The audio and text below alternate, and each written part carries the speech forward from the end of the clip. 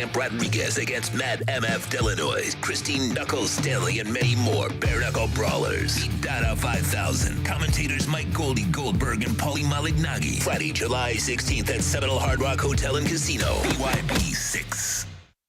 OnsideRadio.com knows gamers need a home. Can you dig it? That's why for the next 60 seconds, Can you count, suckers? here's your Onside Radio E-Report with Kai Chen Chisholm. One of the most toxic games that you can play as a console player, or even really now on PC as it's becoming more mainstream, has been the Call of Duty franchise. Activision and the slew of other developers that they have there to develop games for their franchise and being that main Call of Duty, the brand that brings people here and there, have officially banned 350,000 accounts for acts of racism and other things that go against their codes of conduct. This is a huge step for Call of Duty, as it is one of the most toxic games that you can play. Environments like an MW2 lobby, or just really anything you can see on Twitter or in games in which you have voice chat and even text chat enabled there on PC, do get pretty dicey. So the fact that Activision are finally stepping up and taking some action here is great to see. Stay in touch in the world of gaming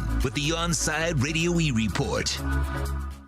The viewpoints, statements, or beliefs expressed on the following program by the host, guests, or callers are not necessarily the opinions of Onside Radio ownership, management, sponsors, websites, or Inter Miami Marketing, LLC.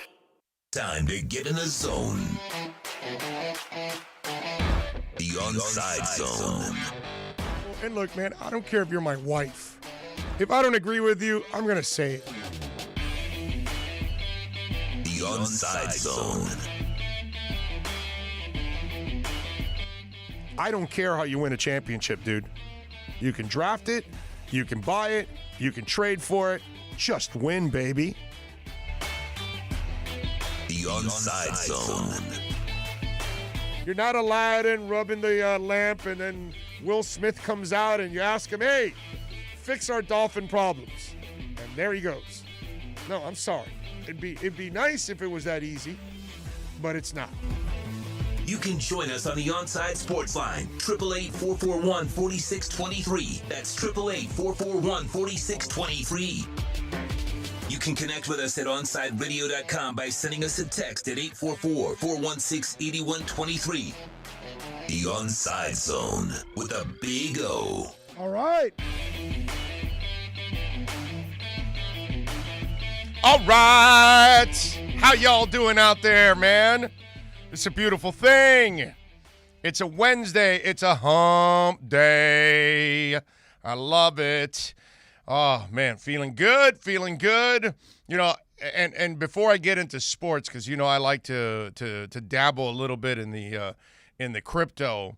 And for those of you that were listening to us, because I know Dono also stayed strong like I did. That's why we're going to team up to do a terrific crypto show coming your way soon. But anyway, I told you guys to stay strong. Don't believe the FUD, because there was a ton of FUD out there. People were just throwing out news that made no sense whatsoever, especially if you follow it. You know that there was some serious money. And I just tweeted this out now because I went for some other altcoins during this consolidation period because people call it a crash. The people that don't know Jack call it a crash. The people that really follow it go, hey, this is the opportunity to jump in at Bitcoin a lot cheaper and Ethereum and so many other things. So I put out Cody a week ago, 18 cents. It's at $25.89 now. Theta, $5.90. It's at $8 right now. Chili's, who's heavily involved with video games and NFTs and all that, 24 cents. It's up to 28 cents. BitTorrent, it's at 38.05, 39.3 now. 2 zeros before, by the way, 0.00. So it's not even at a penny yet, but it's climbing already. Ecomi, it's at 0.001979 when I gave it. It's at 27.66 now. Gone up a lot. Veracity, a new one that I've gotten involved in, 13.64. It's at 21.84 now. 0.0 in front of that. StormX, 23.93. It's at 25.83 now with a 0 in front, 0.0, and then the number. Zilliqa was at 7.5 cents. It's at 12.8 cents now. Chain Games, You know, are you a video games guy? Do you? A little bit here and there. So Chain Games is a company that allows you to play an opponent for crypto. So if you want to play for, $25 of Ethereum, the winner takes the $25 of Ethereum or Doge or whatever you want to play, IOTA, you name it. So Chain Games, I got it at 13.7. It's at 16.88. AOZ is the competitor to Theta. Theta's way ahead of everybody right now, live streaming, all that stuff. AOZ wants to be the YouTube of the blockchain, which, by the way, our new show will be on the blockchain also. We're going to be going through AOZ also. Anyway, got that at 32 cents. It's at 51 cents right now. Just tell you, hey, not a financial advisor, just a guy that loves crypto, baby. That's all. And if you listen to me on all those, you are winning, which is a beautiful thing. So I am in a good mood. The portfolio's been bouncing back the last couple of days. It's nice to see. Hopefully we have hopefully this consolidation period is coming to an end and things start to rise. But I'm telling you, meanwhile, take advantage of BIT and some of these other ones, man. You got to do it. All right, we got a lot of things to talk about today. Ira Winderman's going to stop by at 12:30. Michelle Kaufman will stop by at 1:30. I've got a slew of things that I want to talk about. We got a bunch of great sound also today that we're going to use. I know that initially the news is breaking as I was driving up that Woj reported that Danny Ainge is stepping down and that Brad Stevens is going to step in as the general manager, and they will now start the search for a new head coach. And this kind of is great timing for both, to be honest with you, because Danny Ainge has kind of gotten exposed already over time that he's really not that good of a GM. Okay, considering all the picks and everything he had, he didn't really do much with it. And the only title he has, it's because his buddy Kevin McHale freaking gifted him Kevin Garnett. Okay, he gifted him. Here, have a first ballot Hall of Fame type player. There you go. And then that jerk that doesn't know how to wear a hoodie, because he wears it like sideways or something. He like wears it like a weird way or whatever. Anyway, so They obviously were able to get their one title. They act like they won 10 of them, but they won their one title. And after all that, after all those picks, there's been a lot of underachieving by the Celtics and by Danny Ainge. So he got his title, but to me, there's always going to be an asterisk next to that title because, you didn't follow it up and win another one in another way. That would have impressed me then. I would have said, okay, all right, he did it. But after all that, so there's a lot of exposure going on in this move because let me go to Brad Stevens now. He was the golden child, right? He takes over, this and that. He's climbing, but he got his ass thoroughly embarrassed by Spo last year. And his team waffled like crazy this year. And Brad Stevens' juice was also running out of, let's put it this way. Let me not put it that way. Let me put it this way. The shine was coming off of Brad Stevens. Okay? Clearly it was coming off because the way you viewed him 3 years ago compared to now, it's gone downhill, hasn't it? It's like his, as we watch cryptocurrency now come out of this consolidation phase, and you'll see Bitcoin take off and all these other ones and all these other altcoins. Well, right now, that the Celtics have been going this way. And it's kind of weird that the guy that never really ended up succeeding as a head coach to an extreme that you would feel comfortable, you're going to elevate him now to be the general manager? That's kind of weird. I almost find it lazy on the Celtics' part, to be honest with you. I think the combination of Ainge and Stevens didn't work out, so why would you keep either? And maybe behind the scenes they're forcing Danny Ainge out, like, hey, Danny, you've had your time, this and that. And in the end, after all the hype, after all the picks, okay, that shine has completely rubbed off. I thought Ainge has gotten more exposed since Kevin McHale helped him to win a title, okay? And, you're making a change. Now, as a Heat fan, it's not a change that scares me. It's not a change that says, oh, well, no, this team, like Brooklyn, like they got their stuff together, dude. And, they've got obviously 3 stars. So to their credit, you got to give them props that they obviously have elevated their franchise to the point that that's going to be a problem for Miami, because that's one of the things you're going to have to overcome if you're Pat Riley and you got to build this team back up again to be a championship caliber team. Brooklyn is one of the pain in the asses you're going to have to deal with, along with Milwaukee, and so on and so forth. But Boston is not one I fear. Boston is not a team I fear. It's a soft group. They don't show me the kind of heart that you really need in the playoffs. So it's interesting that you would elevate the guy that couldn't elevate players and couldn't elevate a team that was loaded. Okay, a couple years ago, we were looking at that roster going, wow, dude, top to bottom, they've got a lot of talent. And yet Brad Stevens couldn't get them deep into the playoffs and win anything significant. You know what I'm saying? So, hey, listen, more power to you, Boston. As a Heat fan, I got to tell you, I am not nervous whatsoever with that move. In fact, I'm laughing right now about that move, that you've elevated Brad Stevens, who you no longer fear as a head coach. You no longer look at him like, this guy is a stud.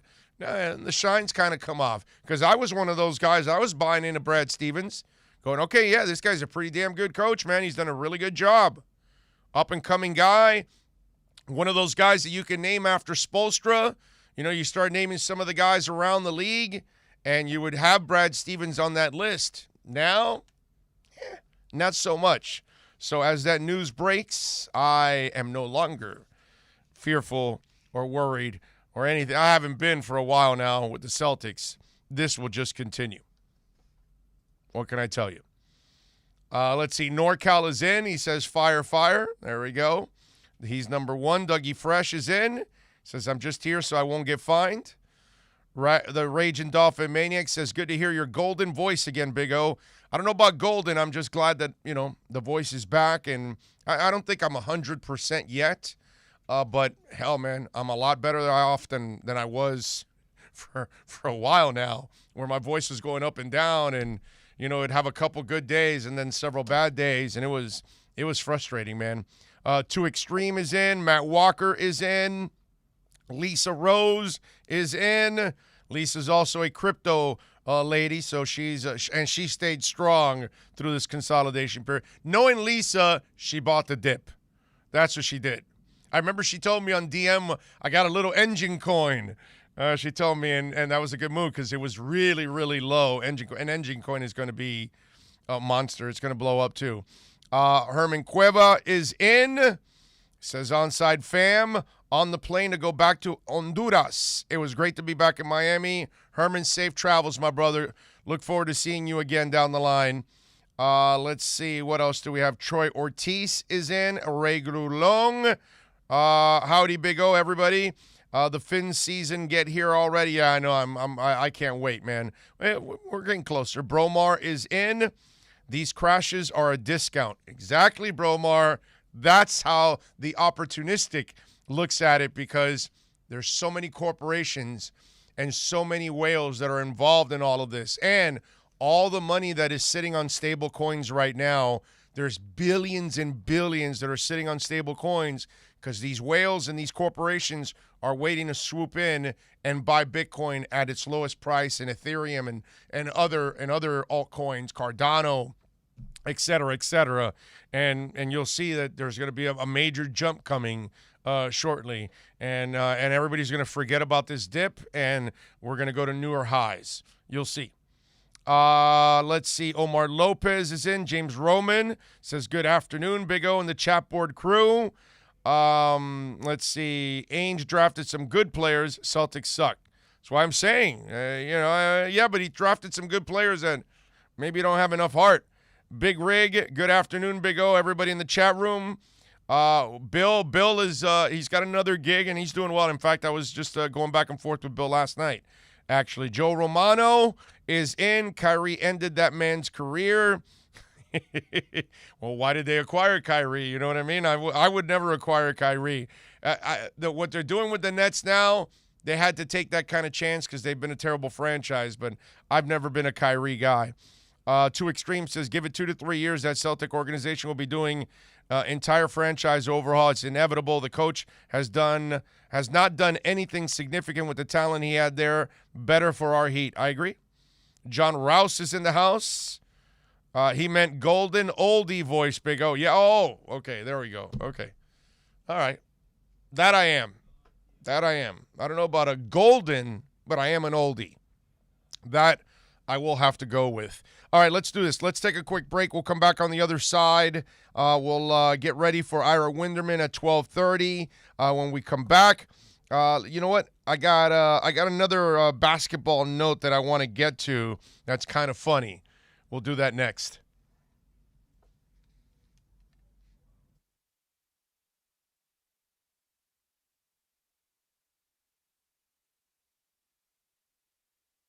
We'll be right back to the Big O Show. You can join us on the Onside Sports Line, 888-441-4623. That's 888-441-4623. I'm Ryan Seacrest. First responders are people who stand for a greater purpose. They will be there for you when nobody else is, to help you, your family, your community. This is their selfless promise. This is their sworn duty to protect, to serve, to help. They put themselves in harm's way for us. They come to the rescue at times when we need them most. First responders are making enormous personal sacrifices to keep showing up for us and fighting the good fight. Nearly 70% of all firefighters are volunteers. That means when they get injured or quarantined, they may not have a way to pay their rent or keep their family safe and fed. No matter who you are or where you live, when you call 911 and ask for help, first responders show up. Now, let's show up for the people who show up for us every day and every night. Go to firstrcf.org and make a difference today.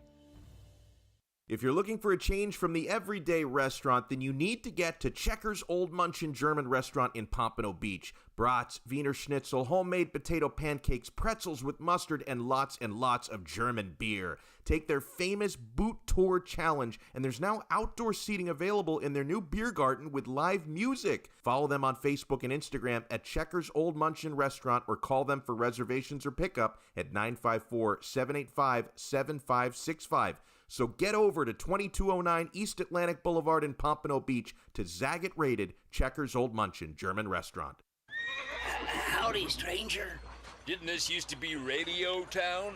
Yes, sir. It was Miami Sports Radio Town one time. Who in the hell are these cowboys I never saw? We don't know who these people are, riding in from other towns. There used to be a host in every one of these saloons, trying to talk about local matters, sports. That ain't good, stranger. Could you tell me how this happened? Well, it started when one corporation bought another, and they got rid of the good management and brought in a bunch of bumbling idiots and started firing all the local ranchers and replacing them one by one with these strangers from out of town. I've heard that story before. Static and tumbleweeds, I'm moving on. South Florida's choice for sports talk. OnsideRadio.com. If you're a Miami sports fan, then there's only one store to go to, and that's Caneswear at Miami Fanwear in Davie. They're your one-stop shop for all your Inter Miami CF, Canes, Dolphins, Panthers, and Marlins merchandise. They have hats, t-shirts, game day jerseys, and so much more. Located at 2511 South University Drive in Davie, and open 24/7 online at caneswear.com or intermiamiwear.com. Call them at 954-835-5597. Caneswear, the spot where Inter Miami and all Miami sports fans shop.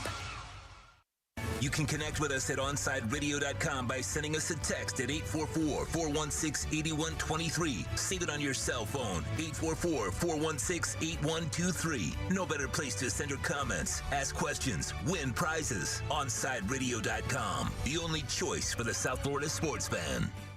This Inter Miami CF Minute is brought to you by Stout Bar and Grill in Oakland Park. With over 40 TVs, Stout is the home for soccer around the world and a great place to watch Inter Miami CF. Stout features Clonakilty Whiskies, the world's best Irish whiskey.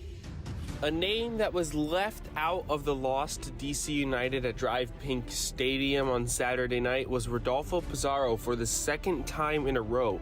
He missed the Chicago game and did not make the trip due to a so-called injury. And again, due to a so-called injury, Rodolfo Pizarro was not in the starting 11 or even in the squad. We have to hope that our third DP is okay. After not being called up to El Tri, the Mexican national team, and now with a couple of injuries, hopefully he can come back a lot stronger than he did after his poor performances this season and really make an impact for a team that needs him. Keep up with the latest on La Rosa Negra by subscribing on most platforms. Search Onside Radio.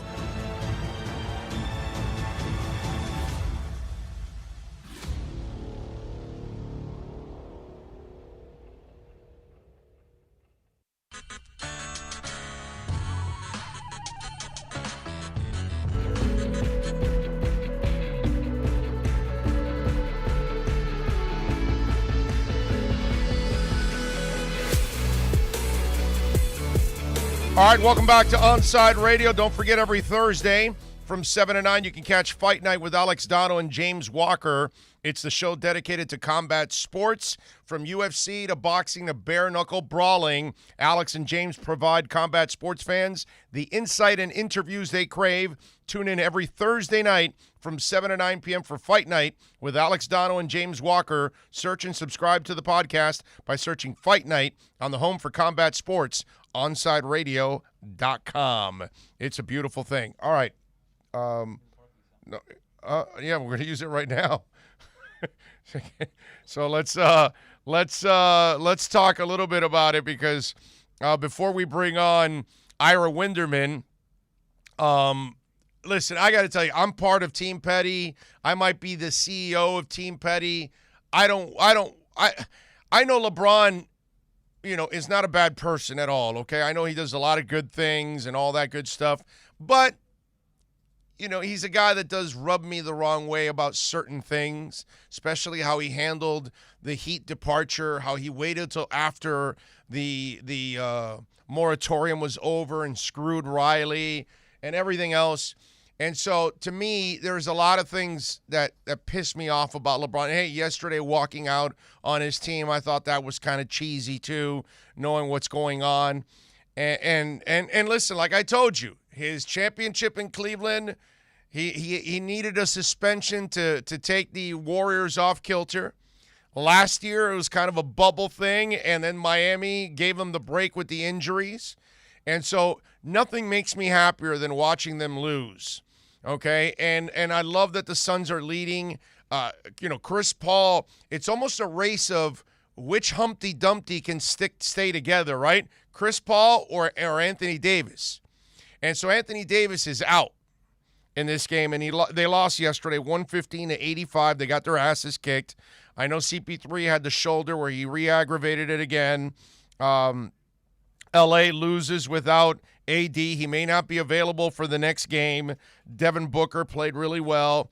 And let me tell you, both teams, Lakers went, 14 deep on their bench, and then Phoenix did the same, but maybe because they were, blowing them out, basically. So Charles Barkley was commenting on this game and addressing the absence of Antonio Davis. Go ahead. Anthony Davis, I'm sorry. Anthony Davis, I told you, the Lakers can't win this series. Forget about the championship. They can't win this series without street clothes. I'm not even. You want to explain that? I call him Anthony Street Clothes Davis because he's always in street clothes. He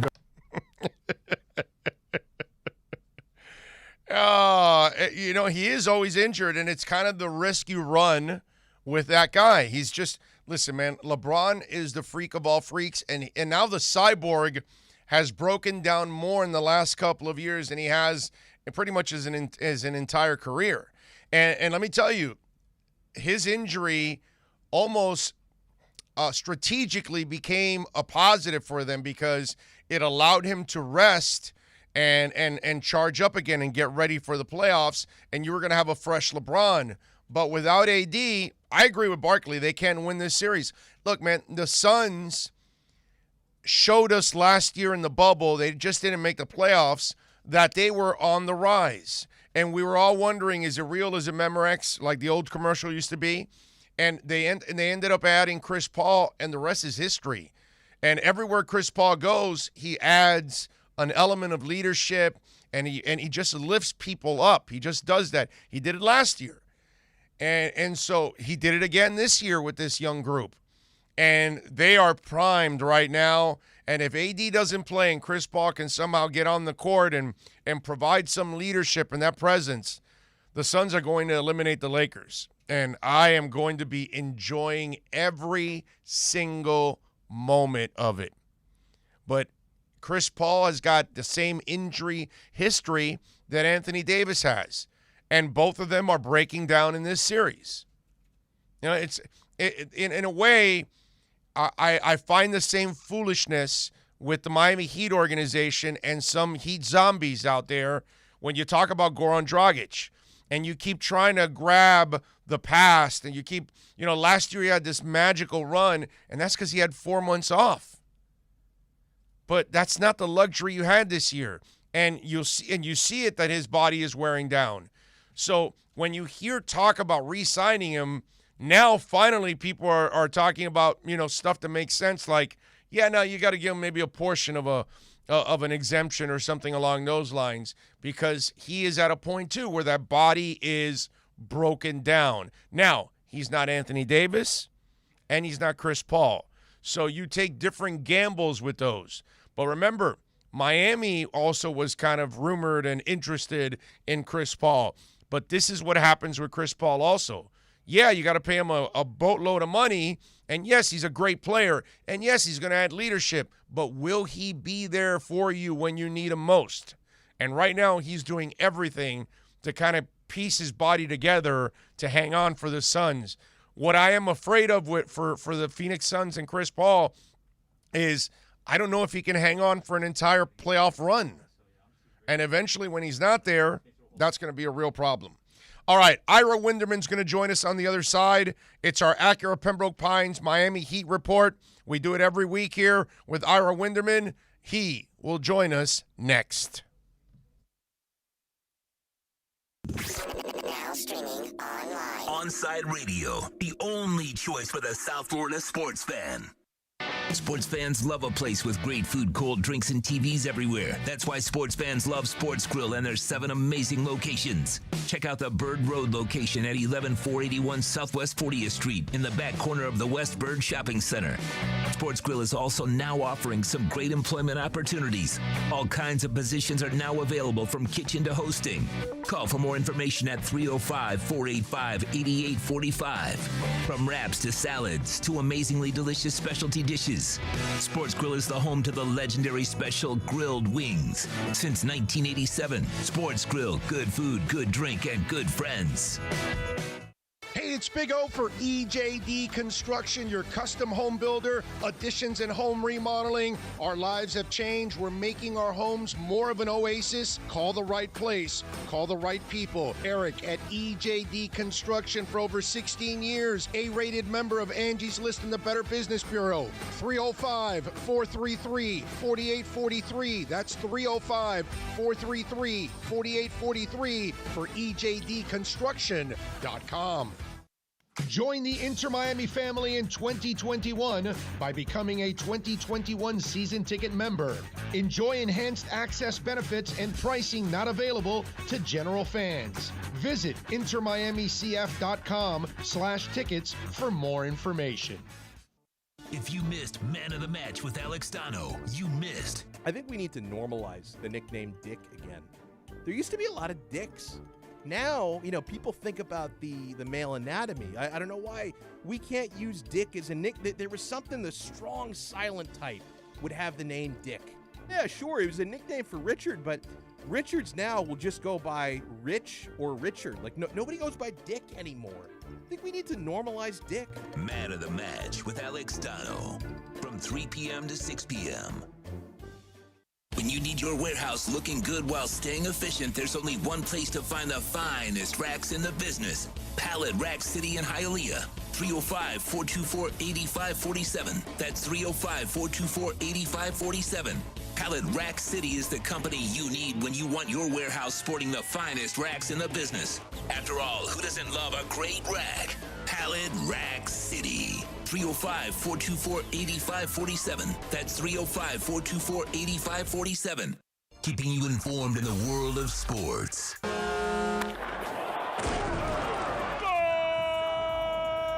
With an OnsideRadio.com sports update. Danny Ainge has stepped down as president of basketball operations. Brad Stevens will move to the front office on a full-time role, and search for a new head coach is expected to start, reported by ESPN, Adrian Wojnarowski. The Miami Marlins lost 5-1 last night to the Toronto Blue Jays. The teams are back at it tonight at 7:07. Pablo Lopez is on the mound for your fish. The Nets finished off the Celtics 4-1 with a 123-109 victory last night. And Denver took a 3-2 series lead after a 147-140 win over the Portland Trail Blazers. Damian Lillard went for 55 in the loss. The Phoenix Suns are one game away from sending the defending champions home in the first round after a 115-85 blowout in Game 5. You are listening to the only locally owned South Florida sports talk station, OnsideRadio.com. And coming up, it's more of the Onside Zone, the Big O, right here at OnsideRadio.com. Saturday mornings, 9 a.m. Sean Stanley hosts the Square Circle Digest. But to be the man, you gotta beat the man. And I'm saying, woo, right here. I'm the man. Now, wrestling fans have a place to call home as Sean covers the very colorful world of wrestling. Tune in every Saturday from 9 to 10 a.m. on the home for sports fans worldwide. OnsideRadio.com. Hello, Inter Miami CF fans. Download the Drink AR app and play inside a first-of-its-kind virtual soccer stadium, hosted by Bodega Trevento and Inter Miami CF, and celebrate your passion for soccer from the comfort of your own home. Find the download links on our Instagram account at Treventus and get our wines delivered straight to your home with a discount for all Inter Miami CF fans. Discover Trevento, a shared passion. Onside Radio continues to grow. To make your life easier, you can now find your favorite sports station by downloading the MyTuner Radio app and listen to your favorite OnsideRadio.com host or catch a great Inter Miami CF match. Go to your app store, download MyTuner Radio, and search Onside Radio, the home for the South Florida sports fan. It's time to talk Miami Heat with NBA insider Ira Winderman. It's the Acura of Pembroke Pines Miami Heat Report, exclusively at OnsideRadio.com. Let's go over the latest headlines locally with the Miami Heat and league-wide in the NBA with our very own Ira Winderman.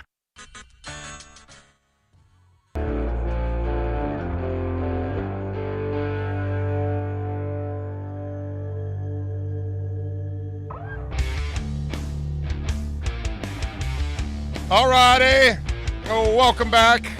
It is time now for, as the man just said, our Acura Pembroke Pines Miami Heat and NBA report, obviously, because I'm sure there's going to be a lot more NBA involved in these reports as the weeks go on, since we're going to go deeper into the playoffs and then we get into the off season.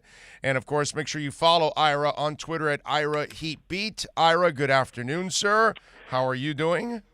Good and busier than I might have expected days after the Heat were done with the season. But like you said, this league never stops. Right. Yep, that's right. That's why when we did our deal, I told you this is a year-round thing. We're not doing the seasonal stuff because the NFL and the NBA, I don't believe, have off seasons anymore. Yeah, my wife can tell you as much when it comes to finding days for vacations. And, right. And you can see even now there's so many trade rumors out there Free agency's coming together. Guys have player and team options.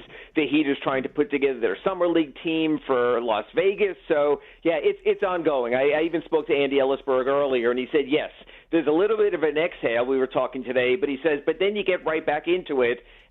And that's just the way it is, and that's healthy for the league. And like you said, the NFL absolutely made an art form of it, and I think the NBA has come to appreciate that. Oh, yeah. No, there's no doubt. They were smart, man. It's they've kept their name in it, all the different phases. Hey, come on, man. We've gotten to the point where the offseason is probably the most dramatic part of the NBA year, right there, maybe a little bit more in the playoffs, but it's certainly much more exciting than the regular season. A lot of us look forward to the offseason because of all the drama that goes on in the NBA, and they've created, actually, their offseason's even more dramatic than the NFL, I would say. Because, it is. One or two players change an entire organization.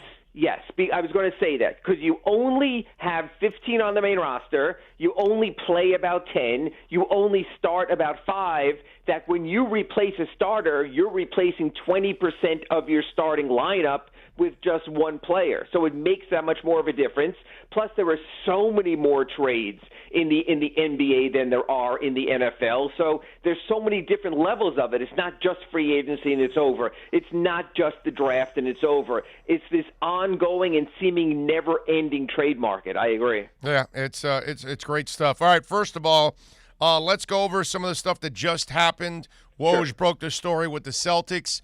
I find it weird that the young coach that really never got over that proverbial hump and really never took his team to another level, you're now elevating him to general manager. And for Ainge, you got your one title when Kevin McHale gifted you Kevin Garnett, and the shine's kind of been coming off both guys. I kind of find this an odd move. If I'm the Celtic ownership group, I'd almost would rather start anew with GM and coach. How do you see it? How do you view all of this? First of all, then management's admitting failure, and none of us like to admit failure. So I think with Danny Ainge, there was a very loud, growing chorus questioning, he got all these draft picks, and what did you do with them? And he certainly hit on Jason Tatum, no question. And he certainly at least came close to hitting on Jaylen Brown. Can't really question that much either. But so many of the picks didn't work out for him and led to issues down the road. So I think if he didn't, we all know about timing. I think if he didn't step aside, I think he would have been pushed aside. So then you alleviate two concerns, because I think Brad Stevens, and I had heard this, was losing the locker room, was having issues with his players. His sort of demeanor didn't work or necessarily take there anymore. So how do you alleviate that problem? Okay, we'll keep everyone happy. We'll shove them up to the front office, which you could say is a promotion, but depending on who your coach is, there's a lot of places, as you know, where the coach is the lead official and the GM sort of reports to the coach. So I think this is the Celtics' way of dealing with two issues. They needed to get a new personnel outlook. They get that in the front office. They needed to get a new voice on the sideline. They'll get that with Brad Stevens' replacement. So maybe it's the easy way out instead of making the harder decisions and the harsher moves, but at least the Celtics get to have new voices in two new places. And they probably need it because they're aware now. The Nets have pushed past them. The Sixers seemingly have pushed past them. And from what we saw from the Bucks in the playoffs, they seem to certainly have figured it out this time with Giannis. Yeah, and Atlanta's coming up, right? They're figuring it out. Absolutely. I shouldn't have left them out. They have so much young talent, and so much of it right now isn't even playing yet and hasn't fully developed. So you're right. So those might be the big four, sort of Boston going in the wrong direction. Yeah. So now when you look at the changes that they've made, what gambles are they taking now, putting an inexperienced person at that general manager spot? Well, I think Brad's been around. I think just by coaching, you get as good a feel for players as anyone. So I hardly think he's inexperienced.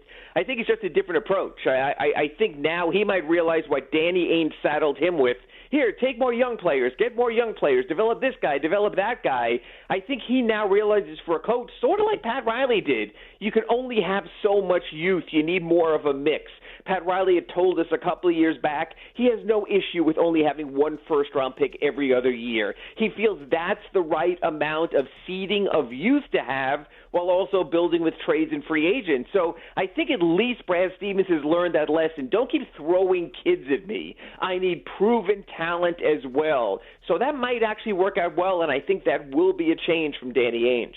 All right, let's move over to the West. The Suns are flexing their muscles.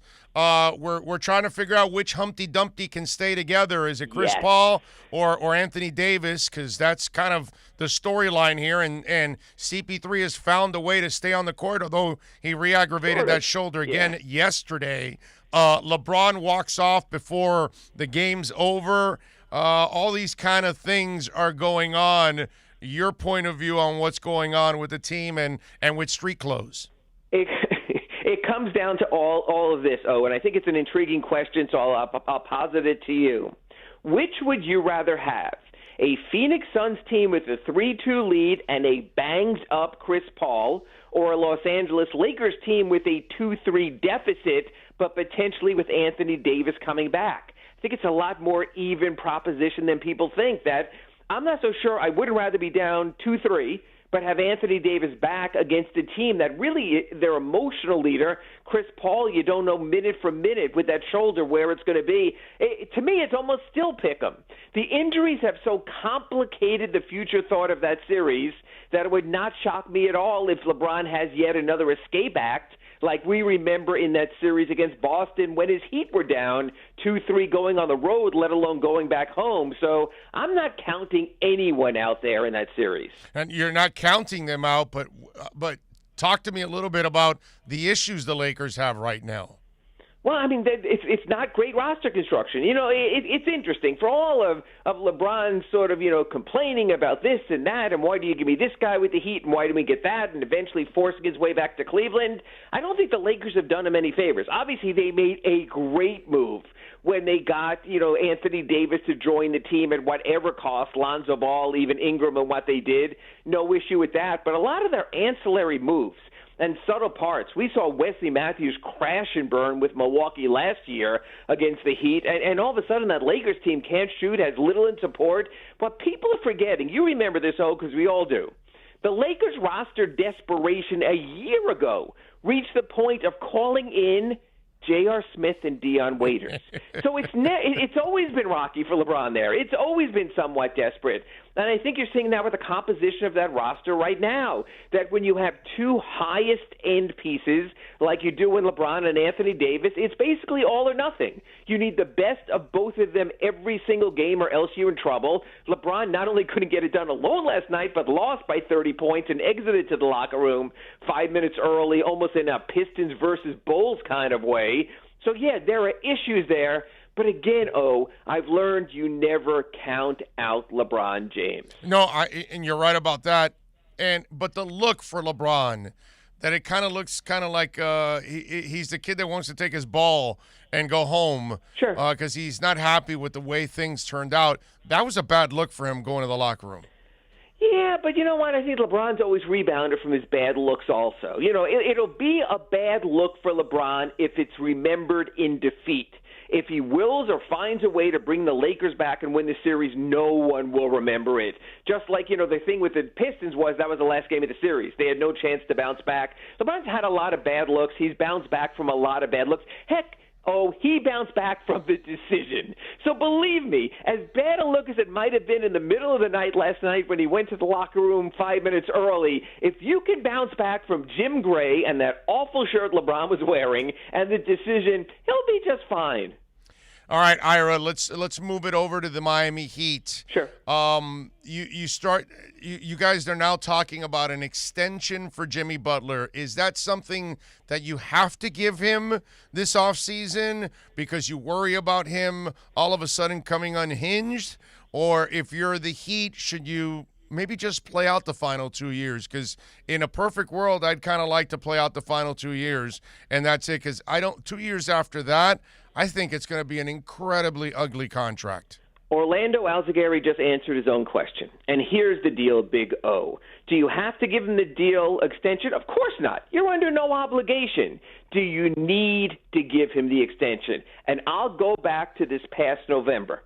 Did the Heat need to give Bam Adebayo his extension 7 months early? No. Would the Heat have had $13 million more in salary cap space, enough to outright sign Kawhi Leonard if he's available this offseason, if they didn't extend Bam and still give Bam the same money in August? Absolutely. But they did what they felt was right to get a maximum season out of a player and not put it off. Would I give Jimmy Butler 4 years? Heck no, not now, not at his age. Would I give him 2 more years? Yeah, absolutely I would. He earned that last year, getting the Heat to the NBA Finals.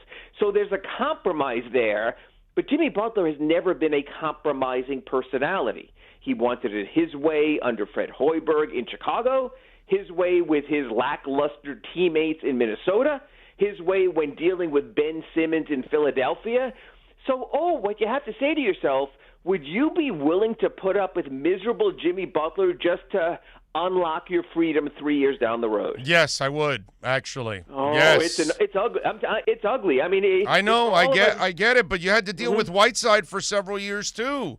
So it's not like this is not the first time you have to deal with a headache, and it is what it is. But the irresponsible part for me, if you're the Miami Heat, is to give him that extension, because then you're for the next 2 years after that, you're crying about cap space, and because you've got a broken down Jimmy at that point or a worn down Jimmy at that point. So you know what's coming. Why not just avoid it and rip off the scab, as they say, over the next 2 years? Why make it a slow kill over the next 4? That's the part I don't understand. Jimmy Butler will point to Russell Westbrook, to Chris Paul, to Kyle Lowry, to LeBron James, and to how many well-conditioned athletes have persevered to some of their best play when they're 34, 35, and 36, and ask Pat Riley, why would you doubt me? And let's face it, he's an unbelievably conditioned athlete. He always gives every last ounce.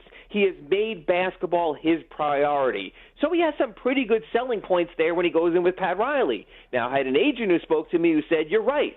He says the Heat won't have the flexibility they need if they're paying Jimmy Butler $50 million when he's 36 years old. And I guess my counter to that, would be, you know what? Players who had those kind of contracts still got traded this season, including John Wall and his hideous contract, including the Cavaliers trying to trade, and probably will, Kevin Love this offseason. So I think there still is the possibility to make it work. It's more difficult. But, yes, if you're asking me, I'm saying, Jimmy, this is a world and a life about compromise. We will well compensate you for 2 additional years, and we'll take it from there. But I still think that could be a hard sell because, man, is that guy headstrong. Yeah, well, there's no doubt about that. Make sure you follow Ira on Twitter at Ira Heatbeat. Ira, one more before I let you go. Sure. When you talk about options, and you know, I know Kawhi Leonard, and we're gonna have to talk about this BS all off season. When I know they're not gonna get Kawhi Leonard. I think it's just he's not leaving. I agree. It's silly talk. It just is. Okay, so give me a frustrated, a disgruntled star. I got somebody one. that's I got out one there. For you. What you got, baby? I got one for you. I was preparing this. This is my Ask Ira at sunsentinel.com for tomorrow. Miles Turner. The Indiana Pacers believe and have come to believe that Miles Turner and Domantas Sabonis in their front court just doesn't work. So they're looking, I believe, to do something with one of the two. There was an article by Greg Doyle in the Indianapolis Star about this yesterday. I think that's where you make your run. One of my readers asked me, would you trade Tyler Hero and Duncan Robinson in a sign and trade? And I said, absolutely. And, I think it would work for the Heat for 2 of 3 reasons. Miles Turner shoots 3. It would space the floor. Miles Turner blocks shots. It would give you a last line of defense. And he rebounds. The problem is he doesn't rebound. He's about a 6.3 rebounder, and that is a concern. I think I think he's underused over there. I think he becomes a better rebounder here, where I think they have him, because of Sabonis, they have him so much on the perimeter instead of working the paint, and I think they would have him a little closer to the paint too. Obviously, he's going to be the one that has to go outside because of Bam, because Bam has to play inside a little bit. But I think when Bam's not on the court, then I think he plays on the inside a little bit more with the shooter spread out. Yeah, so I think that would be an intriguing name, and this is important because you and I are going to be speaking every week about this. Don't just because the Heat will have salary cap space think salary cap space is just for free agents. Salary cap space also helps facilitates trades, that you could take in a larger contract and send out much less and use the salary cap space as the filler there.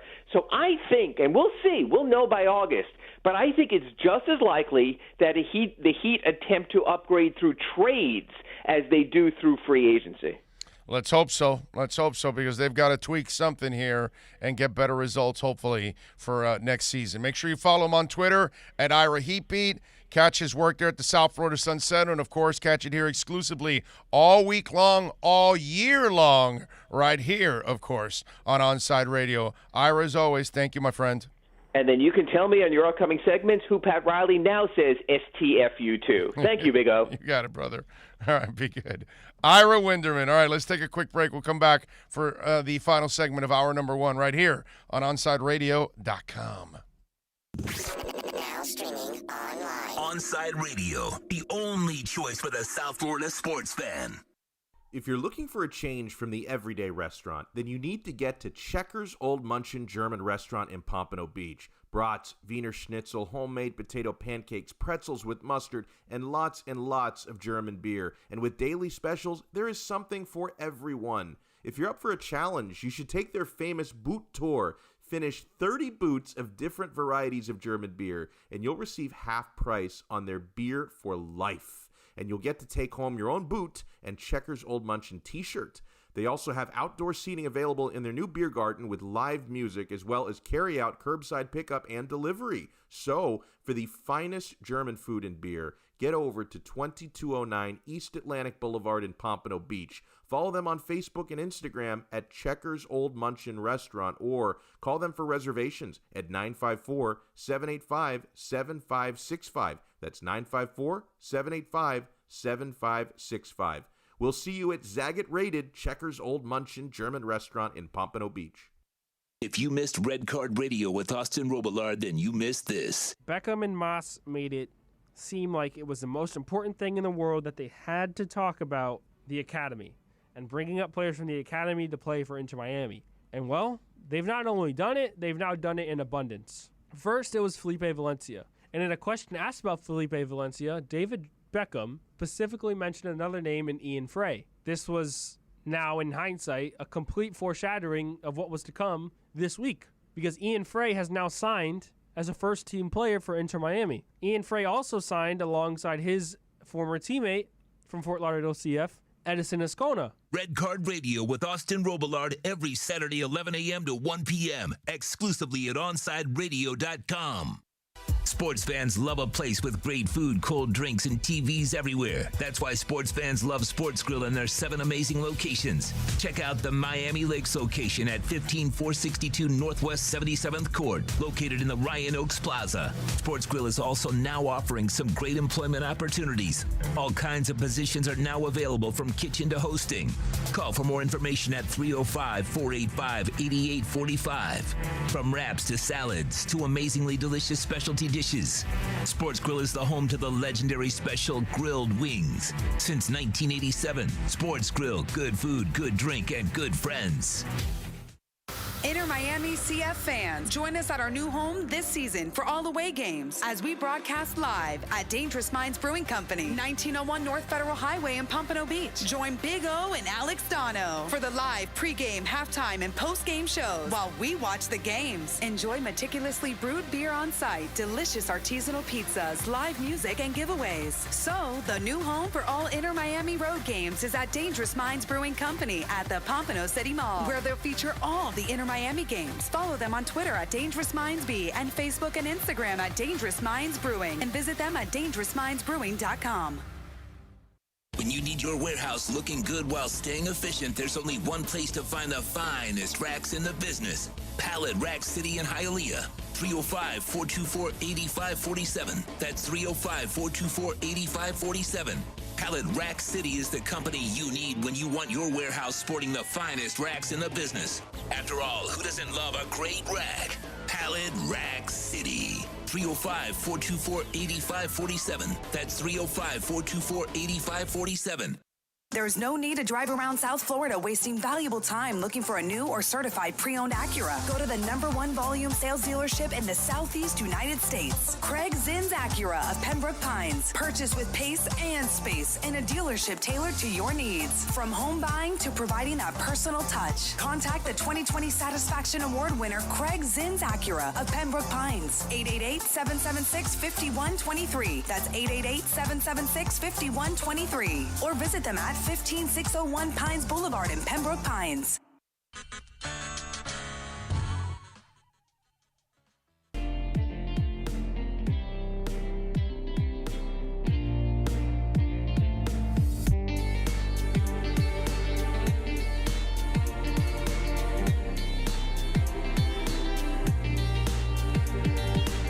All righty.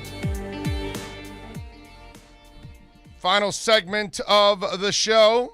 Of the hour. I'm sorry. We still got another hour here on the show. Remember, I'm only doing 2 hours of the 3. We're not doing the third hour yet. If everything goes well this week and the voice is strong enough, then maybe next week I can start back to the full show and do the full 3 hours. I'm looking forward to it. Isais says, I think Ira's a little crazy. Sign and trade Duncan and Hero. I think Hero hit a sophomore slump. It happens to a lot of guys. Second year, we fell short, but the future's still bright. Jimmy tried Ira in a post-game interview. Maybe feels sore about. That was what the whole. No, I don't. Ira doesn't care about that, dude. I don't think it has anything to do with that. Ira doesn't carry any of those kind of grudges or anything. He does his job. That's it.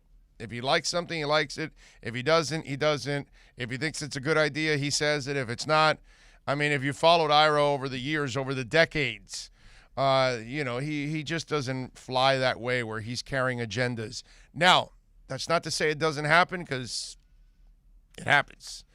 And I see it, and I know it, and I know certain people that may carry agendas. But no, not Ira. That's not his style, dude.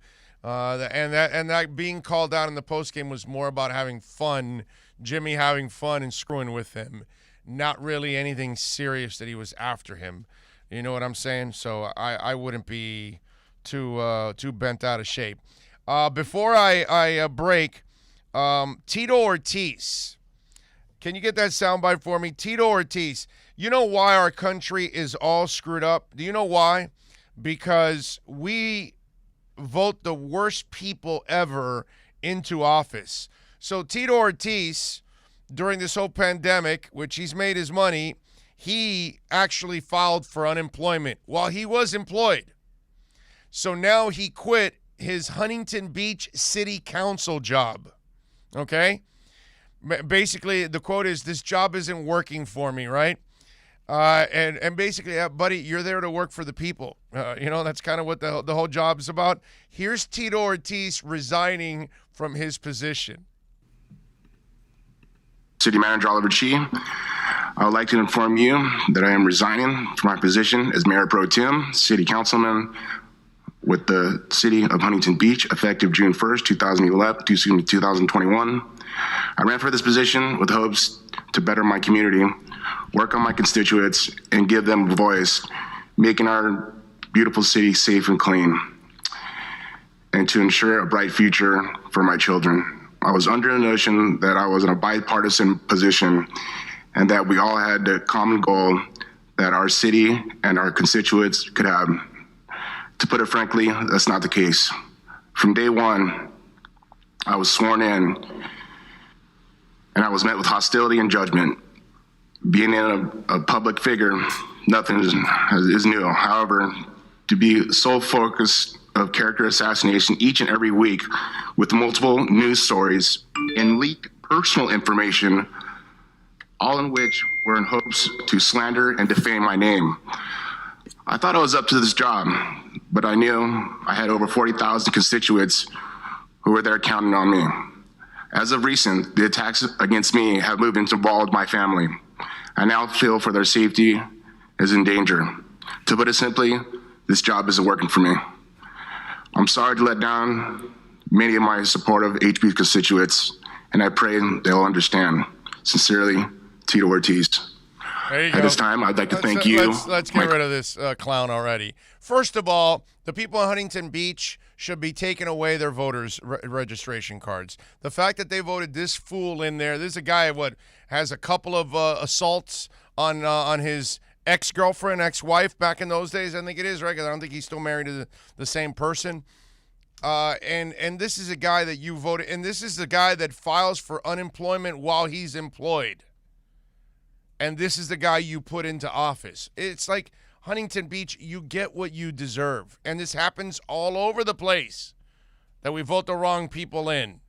We do this all the time. Now, it doesn't help that they don't give us some good candidates, because that's usually the problem on both sides, crappy candidates. But Tito Ortiz. Who votes Tito Ortiz in a seat? Are you kidding me, dude? Councilman, mayor, senator, whatever. Why would you want Tito Ortiz part of your government in any way, shape, or form? You get what you deserve. Hour number 2 is next. Welcome to OnsideRadio.com. Broadcasting from South Florida to the world. No station in South Florida provides more live and local sports talk. This is like rock and roll with no music. Follow us on social media at Onside Radio. This Saturday from 11 a.m. to 1 p.m., Red Card Radio with Austin Robillard will be broadcasting live from Stout Bar and Grill in Oakland Park. With over 40 TVs, Stout is the home for soccer around the world. Stout features Clonakilty Whiskies, the world's best Irish whiskey. So come on out this Saturday from 11 a.m. to 1 p.m. for Red Card Radio live from Stout Bar and Grill in Fort Lauderdale. If you're looking for a change from the everyday restaurant, then you need to get to Checkers Old Munchin German Restaurant in Pompano Beach. Brats, Wiener Schnitzel, homemade potato pancakes, pretzels with mustard, and lots of German beer. And with daily specials, there is something for everyone. If you're up for a challenge, you should take their famous boot tour. Finish 30 boots of different varieties of German beer, and you'll receive half price on their beer for life. And you'll get to take home your own boot and Checkers Old Munchin t-shirt. They also have outdoor seating available in their new beer garden with live music, as well as carry-out, curbside pickup, and delivery. So, for the finest German food and beer, get over to 2209 East Atlantic Boulevard in Pompano Beach. Follow them on Facebook and Instagram at Checkers Old Munchin Restaurant, or call them for reservations at 954-785-7565. That's 954-785-7565. We'll see you at Zagat-rated Checkers Old Munchin German Restaurant in Pompano Beach. When you want local sports, 1260 WLESPN. We're live and local. Yes, what she said. Well, it's what they wrote. Look at it this way, honey. Oh, no, here we go. At some point, this was all live, and wherever it came from, it was local there. You get that look whenever you stretch the truth or when you need your laxative. Ain't it awful? South Florida's choice for sports talk. OnsideRadio.com. The viewpoint, statements, or beliefs expressed on the following program by the host, guests, or callers are not necessarily the opinions of Onside Radio ownership, management, sponsors, website, or Inner Miami Marketing, LLC. Now streaming online. Onside Radio, the only choice for the South Florida sports fan. Time to get in the zone. The Onside Zone. And look, man, I don't care if you're my wife. If I don't agree with you, I'm going to say it. The Onside Zone. I don't care how you win a championship, dude. You can draft it, you can buy it, you can trade for it. Just win, baby. The Onside Zone. You're not Aladdin rubbing the lamp and then Will Smith comes out and you ask him, hey, fix our dolphin problems. And there he goes. No, I'm sorry. It'd be nice if it was that easy, but it's not. You can join us on the Onside Sports Line, 888-441-4623. That's 888-441-4623. You can connect with us at OnsideRadio.com by sending us a text at 844-416-8123. The Onside Zone with a big O. All right. All right, it's hour number 2 here on the program. We take you till 2. And then we'll replay in the third hour, and then leading up to Alex Dono, who then will dominate the airwaves at 3 o'clock like he does every single day here on the show. Julio Jones, a subject for Miami Dolphin fans, which I don't know why. I really don't know the silliness that some Dolphins get, that they want to acquire every player that becomes available in free agency, every player that's available in the trade market, every player that plays football anywhere in the world. Dolphins, some Dolphins, not all of you, but there's this group of Dolphins that they want to acquire everybody, even if it makes no sense, which acquiring Julio Jones would make no sense whatsoever. Let's see, you're going to give up draft pick. You're also going to give a lot of money. And Julio, by the way, wants more money than what you're getting because the salary cap hit is like around 12, 13 million. So Julio feels you're getting a bargain at that price. So you now will have to give him more guarantees. So you're going to have to give him another signing bonus on top of the 12 million. So you're going to give up way more cap space and a draft pick for an injury-prone player who is now in the twilight of his career, and you've got to hope that he can stay on the field for you. I know Julio's a beast. I know Julio's a first-ballot Hall of Famer. I know he's been a monster wide receiver throughout his entire career. That is not up for argument or discussion. All I'm telling you that if you're a Dolphins fan, when you've already got Fuller and Waddle, okay, and you've added you drafted a tight end to go with the terrific tight end that you have, that we'll talk about that now because he was in an article I got to bring up for you guys. And then you look at also, what's it called? You got Preston, you got Devontae Parker. You've got a lot of depth at wide receiver now. You've got a lot of playmakers at wide receiver, and you don't need right now. And what I love is, and I've told you this before, you've got a very motivated Will Fuller right now because he's on a one-year deal because of the hamstring issues, because he had the PED suspension and he has to serve one game to start this season. I think you're getting a guy that really wants to stay on the field, prove himself, and that is a beautiful thing. And with Jalen Waddle and all the other guys, I think Tua has more than enough playmakers to make it happen. So to me, Julio Jones makes no sense. They don't acquire old players. They don't really like to sign old players. So now you're not only going to acquire an old player, you're going to give up a draft pick and money. It's stupid. Okay, it's ridiculous. Now, word has it that Seattle has become the favorite now.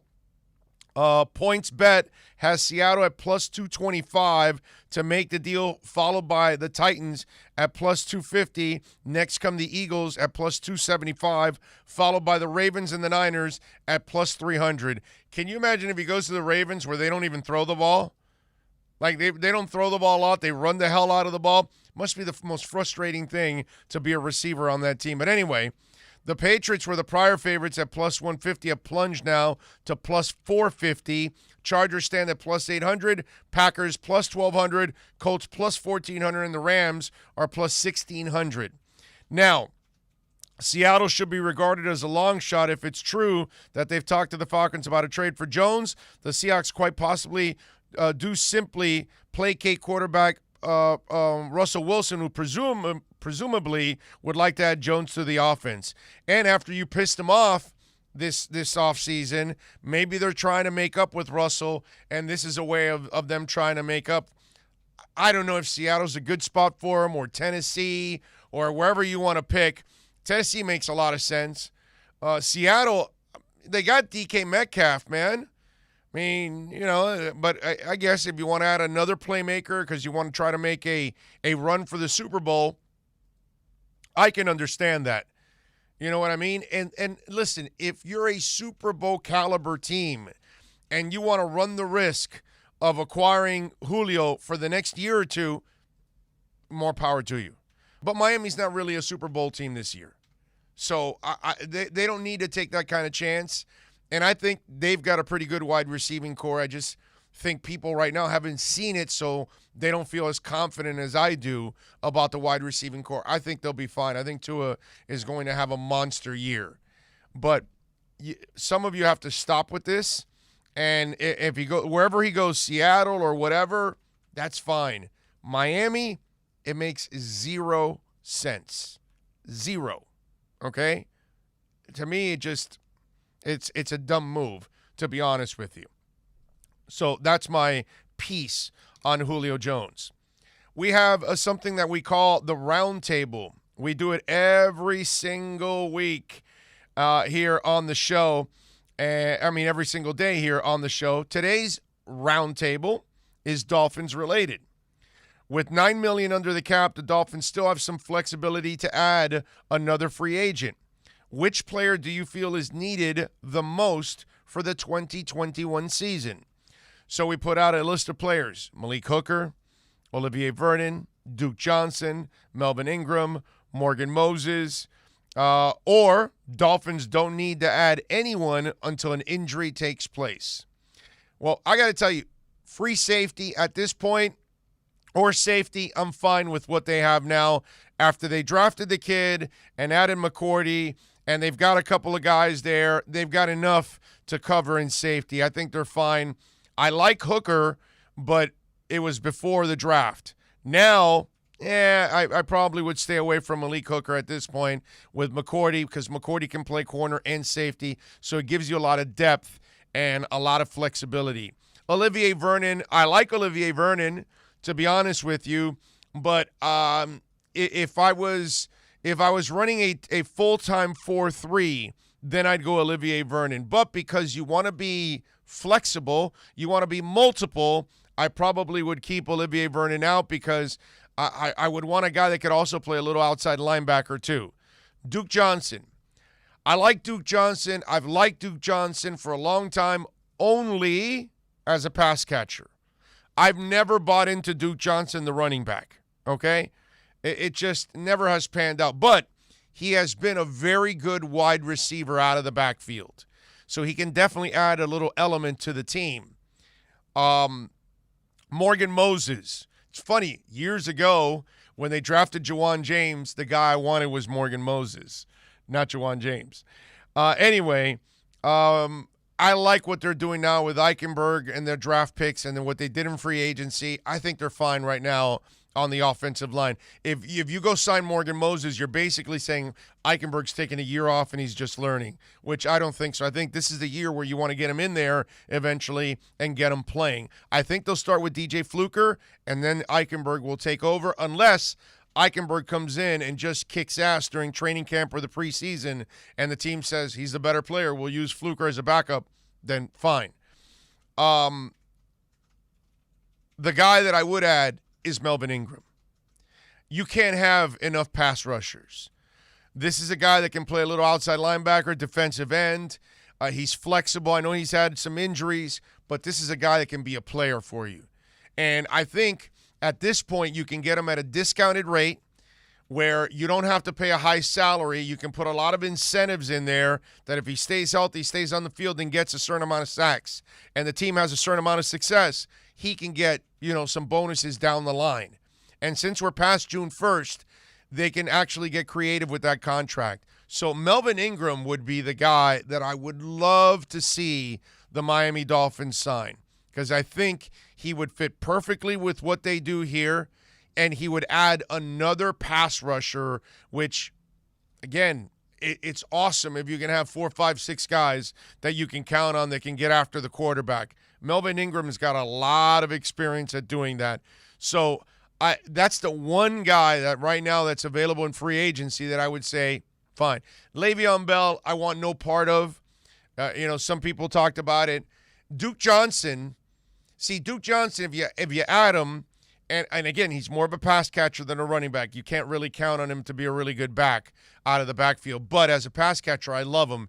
And the other thing is, if you add Duke Johnson, he'll be part of a rotation and he won't complain.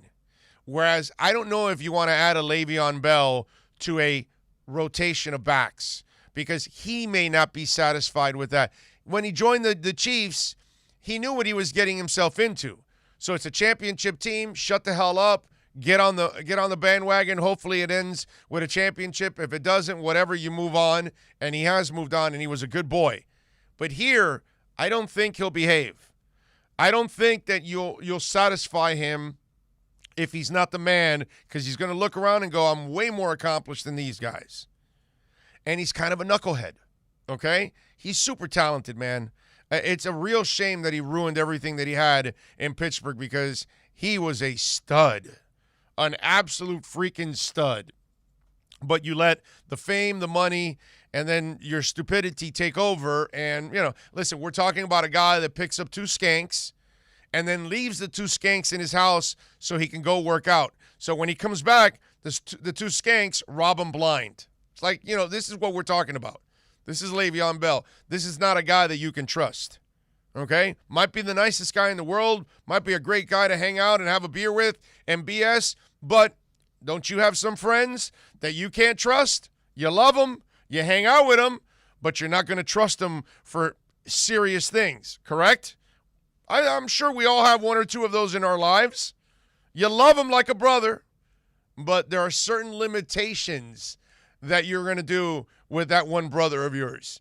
Your other friend that's another brother, you can trust him with a lot of things that he'll be. But there's, you got a friend or 2. You got any of those kind of guys, Alex?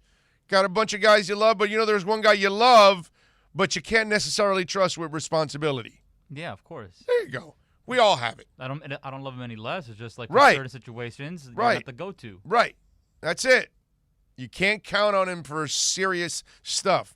You can count on him to go get a 6-pack of beer. You can go count on him to roll a joint. You can go count on him to maybe go with you to the strip club. But if you need him to be on time or you need him to do something really serious, you're out. So Melvin Ingram would be the guy that I would trust and I would bring in, okay? Le'Veon Bell, love his talent, but, man, the knuckleheaded approach to it, I would not actually trust him whatsoever. Anyway, that is our roundtable question of the day. All right, let's take a quick break. We'll come back on the other side. Let's talk about an article I ran into that had a couple of Dolphins with some good and some bad. That's next.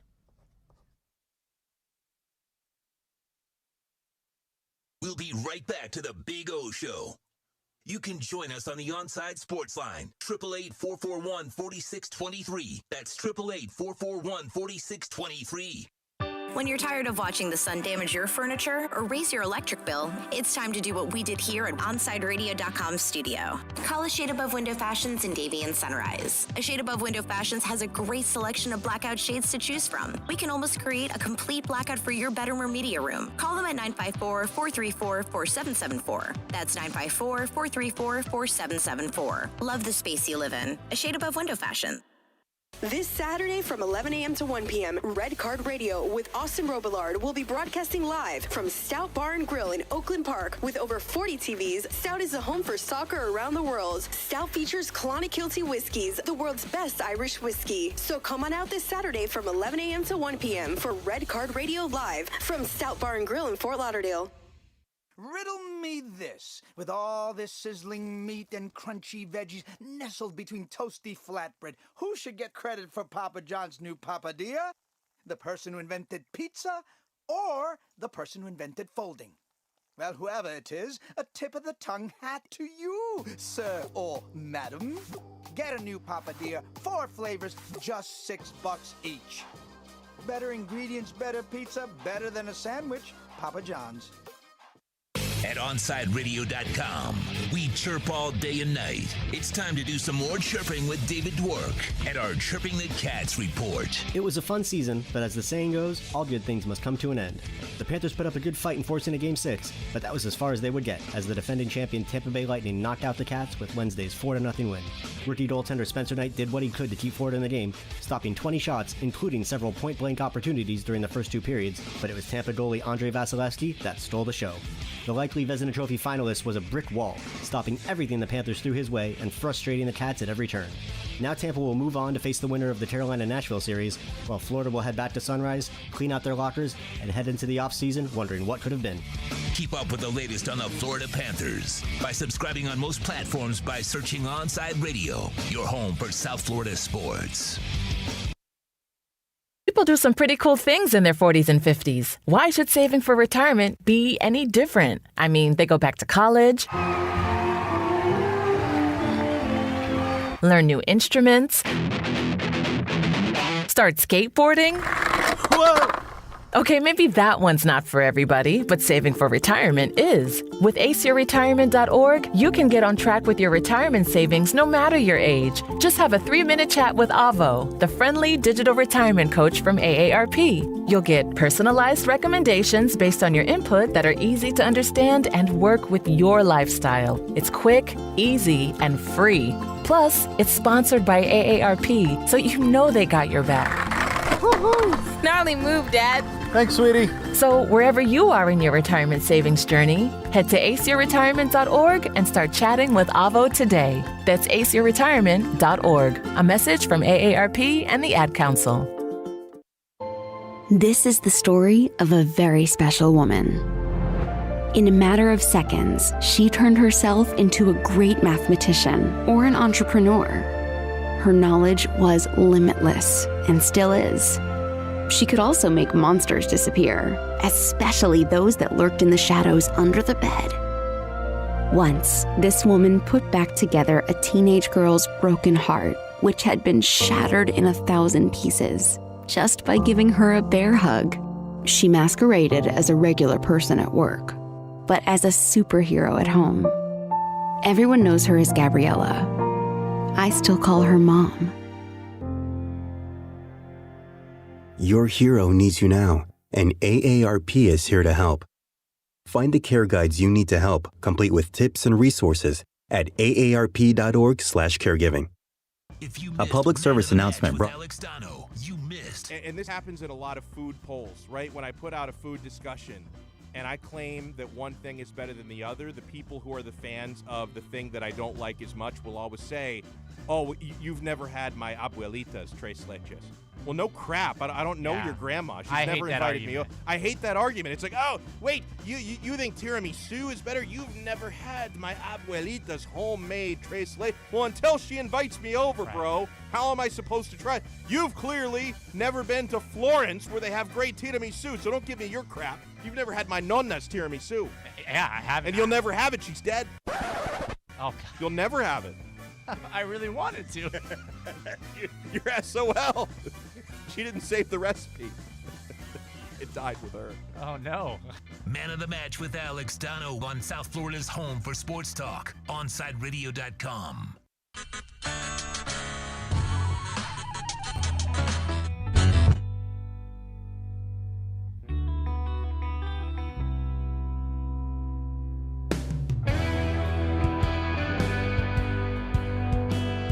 Alrighty.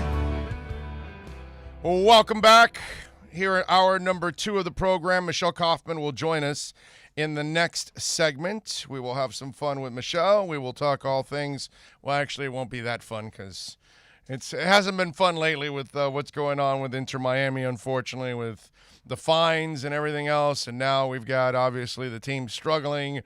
I don't care if they're struggling. Little Joe Namath for you, if you remember that. Anyway, so that hasn't been fun, but we'll get into that. If you want to get in, as always, 888-441-4623. That's 888-441-4623. If you want to get in on the show, you can also reach out to us on the text line 844-416-8123. That's 844-416-8123. 8123. You can send in your questions on the YouTube chat board. So at Yard Barker, they had an article here. It came out about a week ago. I didn't see it till last night. And it says the most overpaid and underpaid players in the NFL. And underpaid, they've got Lamar Jackson. Overpaid, they've got Jimmy Garoppolo. Underpaid, they've got James Robinson from the Jags, yet they still drafted Etienne. I just found that weird. Overpaid, Ezekiel Elliott is in there. Underpaid wide receiver, DK Metcalf, and yet they want to acquire Julio Jones. Overpaid wide receiver, Randall Cobb with the Texans. Tight end, underpaid. Guess who they put there? Mike Gesicki. Our boy, Mike Gesicki. It says he's developed into one of the league's better receiving tight ends, accumulating 1,273 yards and 11 touchdowns over the last 2 seasons for Miami. The check will come due for the Dolphins soon, but his cap hit of $2.1 million in 2021 is very reasonable, which is very true. It is very reasonable. I don't fall along the lines that because they drafted Hunter this year, they're going to cut Gesicki. I think they want to have 2 tight ends. I think they want to be as multiple as possible and have multiple guys to come at you. And because the tight end spot, it doesn't become like a ridiculous salary like the wide receiver spot, I think you can manage it with 2 guys. And you remember, the second guy, you don't have to pay for 4 more years anyways. But Gesicki, I think they will sign him next year because the cap will blow up again. It's going to explode next year because they're going to have all that new TV money. The stadiums will be packed this year. So revenue streams are going to open up big time. And all the other things that they're going to have, because the NFL is very creative now that cryptocurrency, everything comes back to crypto, is now exploding and becoming more mainstream than ever. They're going to find ways also to get on board and figure that out. Oh, by the way, the government, I just want to tell you guys, do you want to track your meat? Okay? It's pretty simple, government. Get on the blockchain. Hire VeChain. And you'll be fine. They don't hack the blockchain. Get on the blockchain. Duh. I mean, all this stuff, the pipeline, all this kind of stuff, it all comes back to crypto, man. You got to get on the blockchain. I don't understand this. It's staring you in the face. Whatever. Anyway, so Gesicki, our boy, is on the list as underpaid tight ends, and I completely agree. Listen, we were all disappointed with his first year, but he's a rookie. That's why I always tell people, chill out, okay? Now, if the guy can't play, that's fine, but it wasn't that he can't play. He was just a rookie, and eventually he's figured it out, and last year, man, I mean, I grew to even admire the guy even more when he played through the shoulder injury, made that catch. Amazing. Overpaid tight end, Austin Hooper from the Browns. Underpaid offensive tackle, Garrett Bowles from the Broncos. Overpaid offensive tackle, Cam Robinson of the Jags. Underpaid guard, Wyatt Teller from the Browns.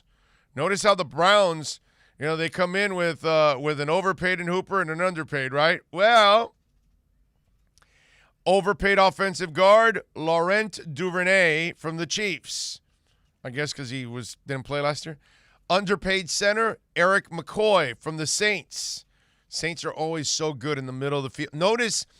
Notice how they will spend money on their centers and their guards over the Drew Brees years, and their tackles aren't necessarily always elite. Like, they're pretty good, but they're never elite, because they always worried more about the pocket, and they wanted to make sure that pocket never crumbled in front of Drew Brees. So they've always had centers and guards that are really elite more often than not. Overpaid center, Connor McGovern from the Jets.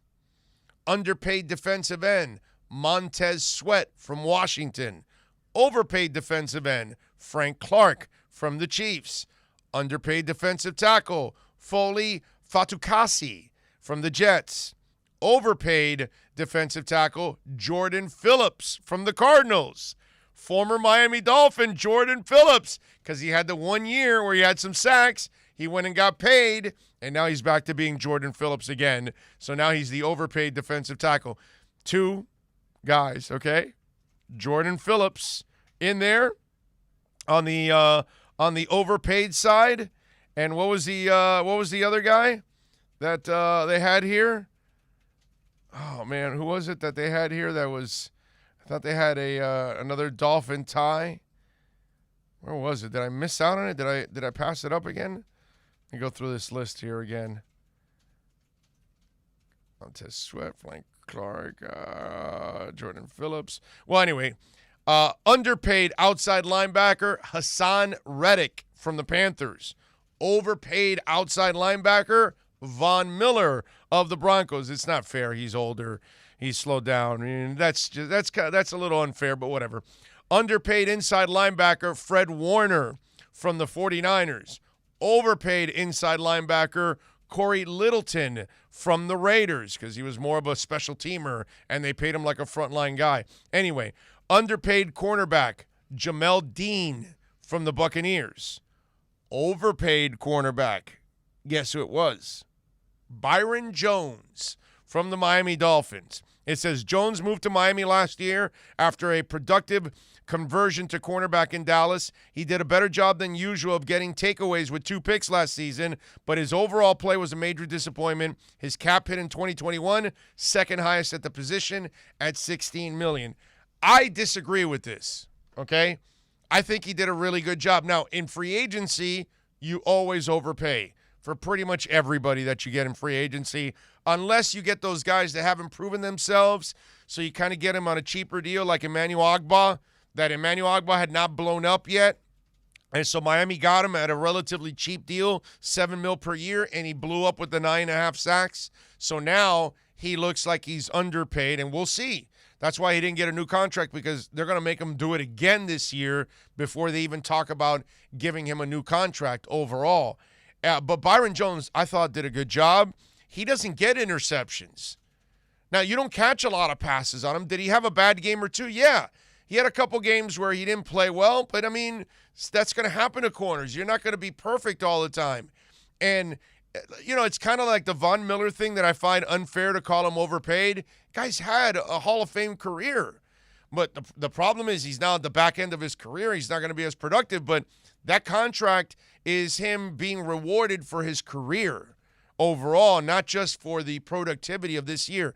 As for Byron Jones, well, he's getting paid because he was a free agent, and he was one of the top-tier free agents available, so you were going to overpay for that free agent.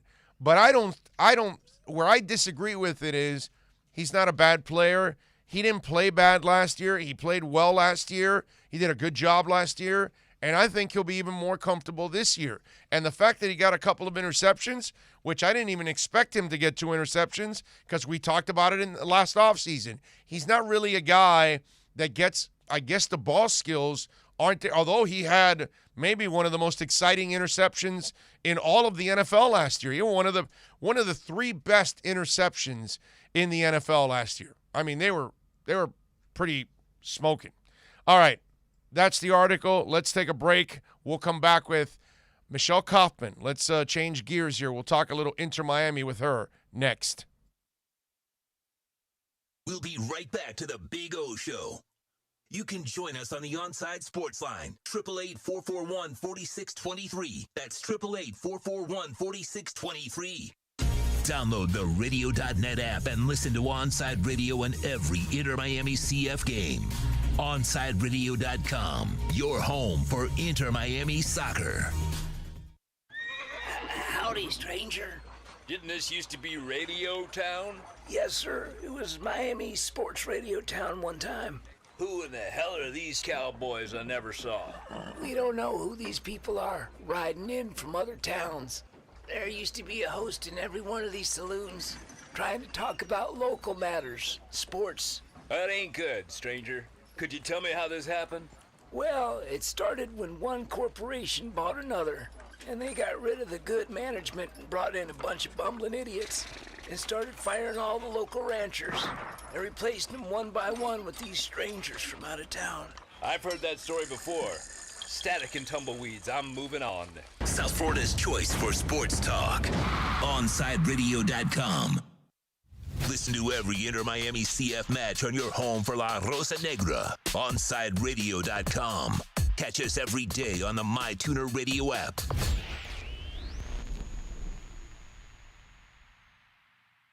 Floridians must prepare for sweltering heat, summer rainy seasons, and aggressive nature. And of course, hurricane season. That's why when it comes to protection, make sure your roof is prepared for the same brutal weather by calling Chase Roofing and Contracting. Open 24/7. Call them today. Miami, Fort Lauderdale, Tampa, and even Orlando. Go to chaseroofing.com. Chaseroofing.com provides roof inspections for both residential and commercial roofs. Get a free no-obligation roof evaluation. Trust chaseroofing.com to fortify and protect what's most important to you, your family. Keeping you informed in the world of sports.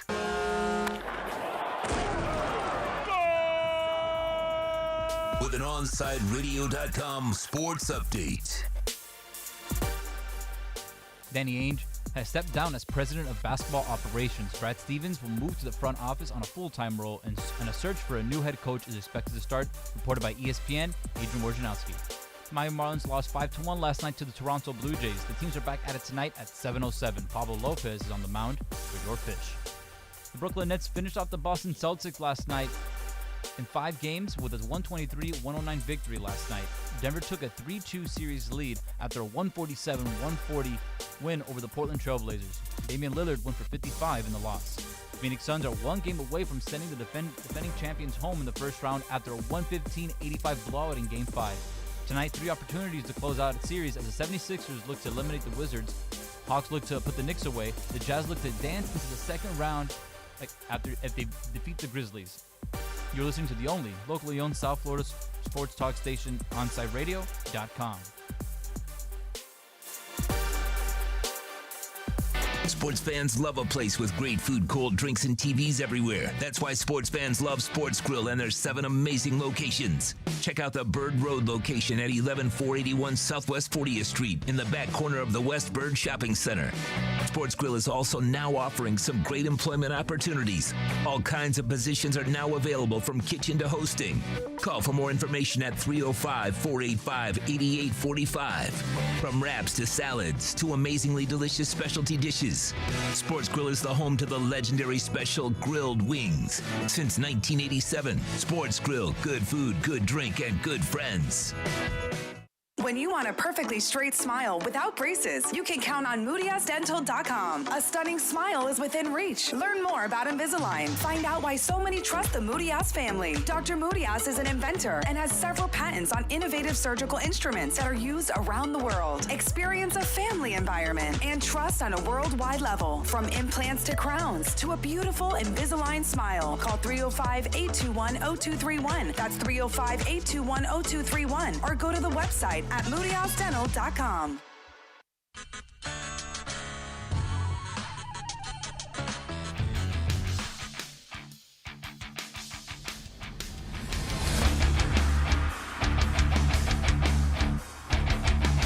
All righty, we're going to switch gears here. Won't be fun. This one might be a little painful as we're going to talk a little Inter-Miami CF. We are out here at Drive Pink Stadium. Michelle Kaufman does an excellent job of covering the team on a daily basis. Michelle, you wanted drama? You got drama. That's for sure. You want storylines? I wanted drama. You got storylines. This team has been drama from the minute David Beckham stepped into town 8 years ago. Yeah. This team has been drama. This is Drama United. I think they should rename the team Drama United. Yeah. So talk to us in layman's terms, because hell, I following the MLS, I still don't know all the cap stuff that goes with it. Long run, how much do forget the fines, the reduction of salary money and all those kind of things. How is it going to hurt Miami moving forward, and how does Inter-Miami CF overcome that? Yeah. Well, yeah, I mean, they have the $2 million fine, which they have to pay, big lump sum fine. Then Jorge Mas has another $225,000 personal fine just for being, the guy who was supposed to be overseeing and didn't have enough controls in place. And then, as far as the allocation money, which is very complicated, and we will not go into detail, otherwise no one will be listening by the end. But but basically it comes out to about $2.25 million in potential money that the league It's really complicated, but the league has something called allocation dollars for teams to have. These funds are available for the teams if you want to try to get players that are not DPs and not the highest level players, but kind of the next level players, and you need extra money. There's these allocation funds that they can draw from, and you can get X number of dollars per year to fill out those contracts. So, you know, MLS is a single entity league, so it's different from other leagues and it's complicated. But the bottom line is they will be working for the next 2 years until the 2023 season. Inter Miami will be basically competing with one hand tied behind its back. You know, their salary level, their salary cap, their salary budget, whatever you want to call it, will be lower than all the other teams because of these sanctions. So other teams will be able to get these extra funds to sign better players, or, you know, players with better reputations. I hate to always say better players because some of the best players on this team are not the ones getting the highest salaries. So, you know, the higher priced players will not be available to Miami. But to be honest with you, Miami already right now has the highest payroll in the entire league. And look what it's gotten them. They finished in 10th place last year with the highest salary in the league, and having essentially 5 DPs instead of the allowable 3, because 2 players, Matuidi and Andres Reyes, were both, it was determined with this investigation, it was determined that they should have been classified as DPs based on the compensation that they actually were promised, not what was reported to the MLS. So they essentially had 5 DPs and the highest payroll in the entire league, and they finished in 10th place. So having money and the highest paid players doesn't necessarily mean you're the best team, and especially in a league like MLS, some of the best teams do not have the highest salary. So how will it affect them going forward is they can't spend as much money as they have, but I'm not sure that spending money has really been the best method for them anyway. I think there's other issues that need to be addressed there. Well, one of the things that I guess they're going to have to try to find a young player to, you know, maybe Acuna becomes that guy, or find another kid, but they better probably strike some gold somewhere in the academy here in the next year or two, right? I mean, that might be the way you offset it.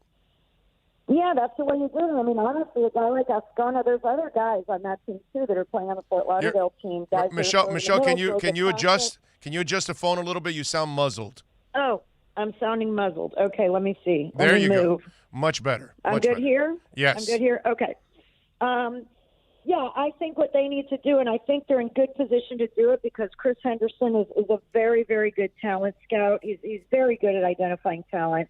They need to find, you know, Edison Ascona at 17 years old, I think he's making $65,000. So if you get a guy like that, you know, to be able to give you considerable minutes, or, you know, somebody similar to that, someone who's playing on the USL team right now, you know, that's making, you know, $100,000 or less, and can come in and be a dynamic, hungry, fast, energetic player, you know, that's how you have offset having to sign the big expensive players. They've already done that. Like I said, they have gone out and spent so much money, and that has not resulted necessarily in wins for them. On the DP side, Pizarro obviously, and this is where, you know, before I get to the Pizarro question, what's Bizarro is I do feel bad for Neville because he kind of inherited a lot of this stuff, and he inherited the players that were, you know, obviously acquired last year, and he's trying to play a certain style, but he just doesn't have the players. And, you know, this past week was a great indication where he had one formation and then had to change it, you know, midstream because it just wasn't working. And we saw a lot of that with Diego last year where he could not find the right system for the right players on there. And that's where, you know, before we get into the Pizarro question, this is the stuff that's really tough for Neville right now, is trying to find the system that actually complements the talent he has right now. And you could tell the coach has got to be a little frustrated with that. Oh, definitely. I mean, you know, in Diego's case and in this case, 2 different years, but both coaches, you inherit what you get, which is what happens when you have a coaching change. And, this is the roster that he has for now. These are your players. These are the pieces that you get to play chess with. You don't get other pieces. This is the cards you've been dealt. These are the 20 whatever players that you have. And in their case, they paid Gonzalo Higuain is the third highest paid player in the league. They paid a lot of money for him. And, he's a guy that really should just be in the box receiving passes and turning and shooting. The guy is very, he definitely can score from close range and quickly. That is his, he's a finisher. That's what the words used. I remember we had this conversation, last October, clinical finisher. And we had said at that time, this is what the team needs. They get into the box and then they don't score. Remember all those conversations we had? Yeah. They need a clinical finisher. So they bring in this guy who is known for that. But then for whatever reason, so far this year, they are not getting the ball to him as much. And so he tends to then drift back. Yeah. There are moments where I look down at the field and he's like playing defensive midfield. And I'm like, what is he doing?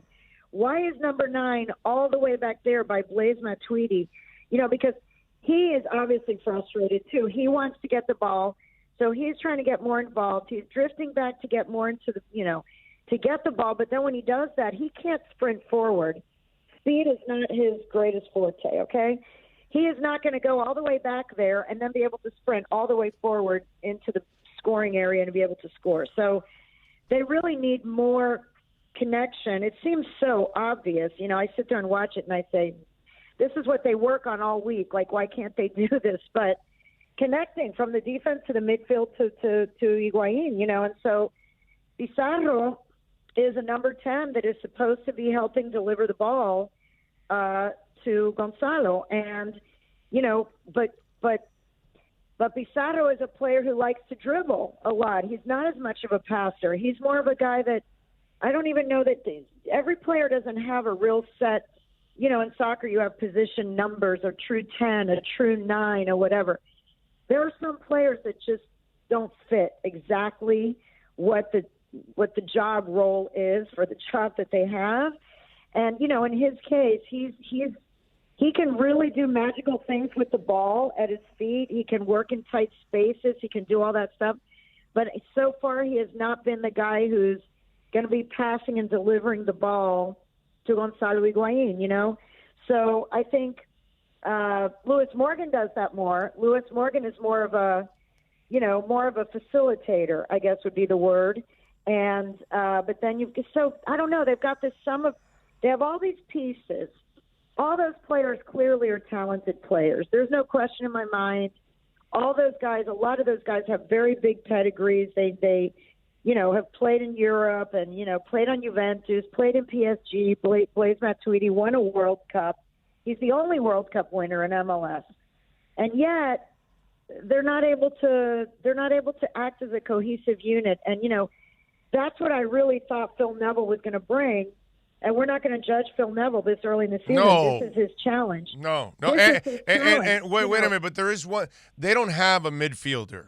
They don't have a kick-ass midfielder, and they don't have any speed on the outside. They just don't. They got to play the.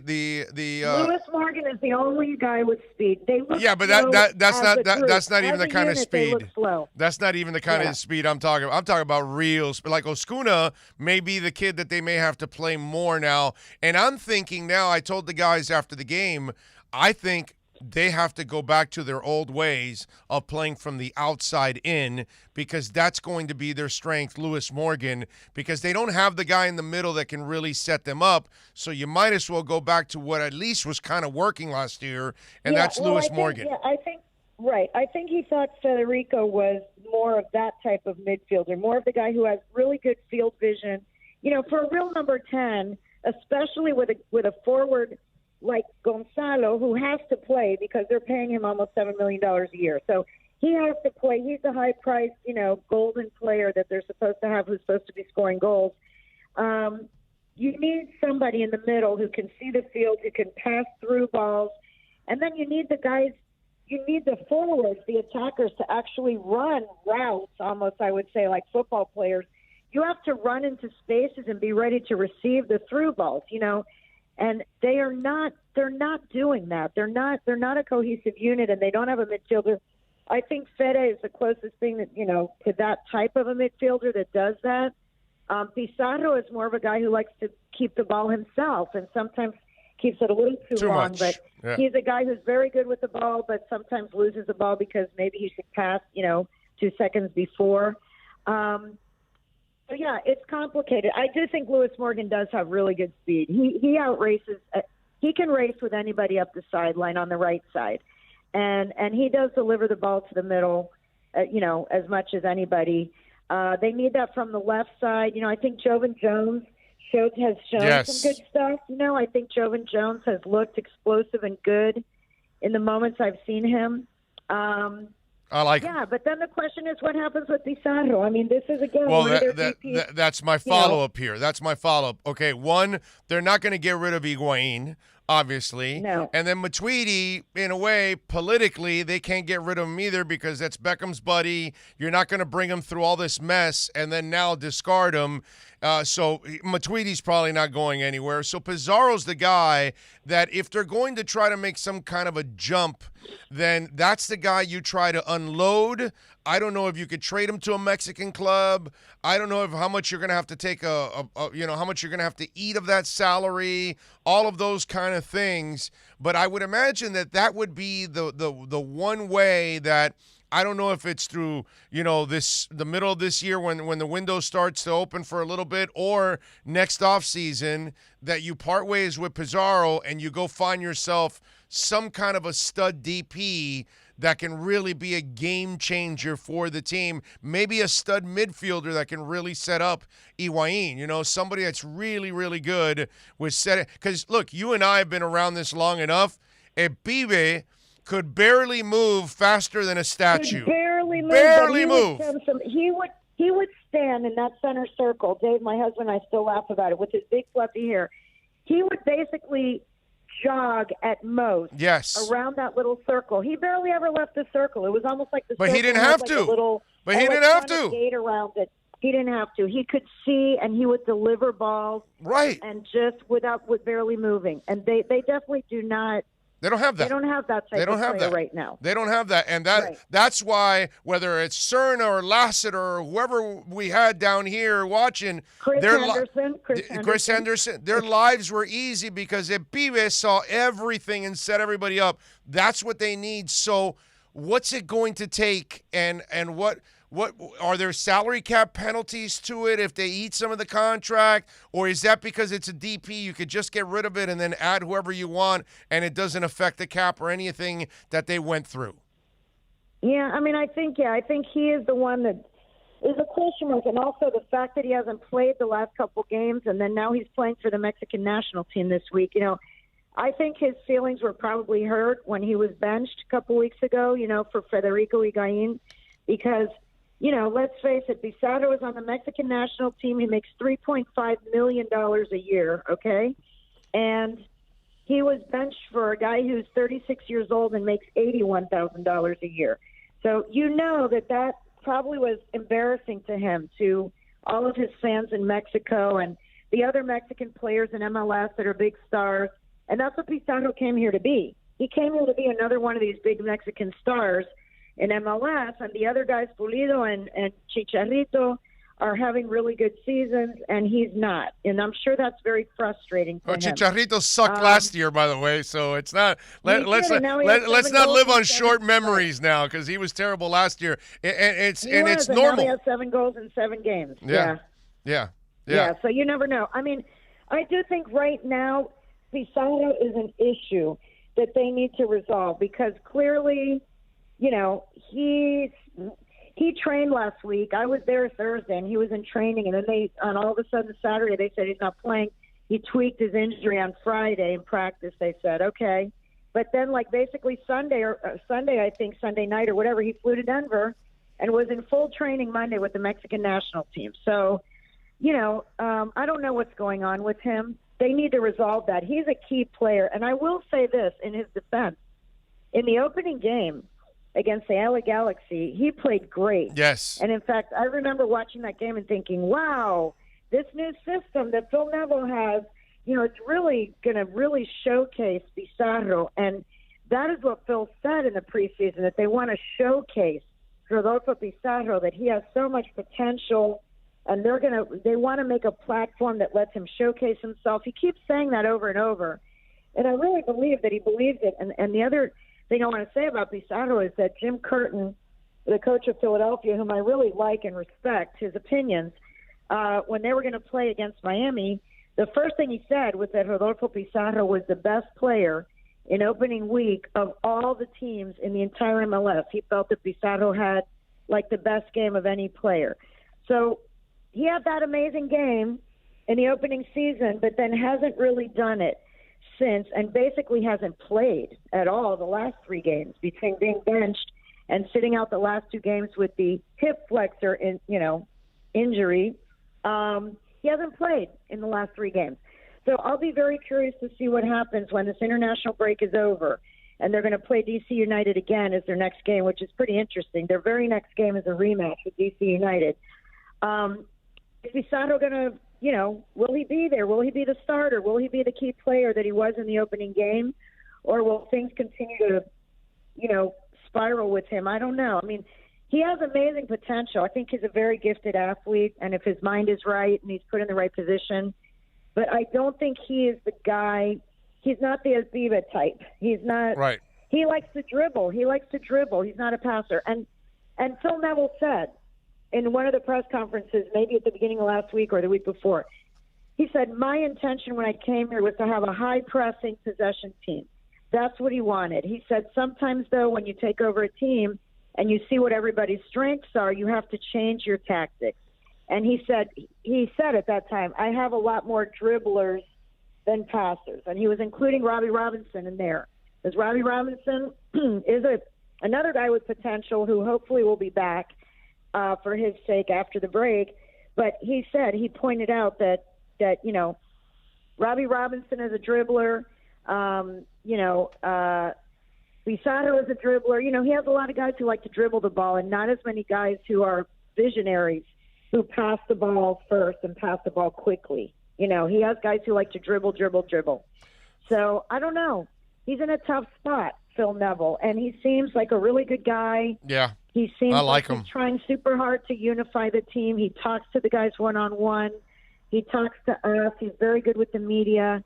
I know that he seems tortured right now. He's in an impossible position right now. It's not, we can't blame Phil Neville. It's he inherited this, and now he's got to, find his guys over the next year or two, and that's obviously the job of Chris Henderson and David Beckham to make that happen. Make sure you follow her on Twitter at Koff Sports. Catch her work there at the Miami Herald if you want to keep up with everything Inter Miami CF. Michelle, as always, thank you for taking some time.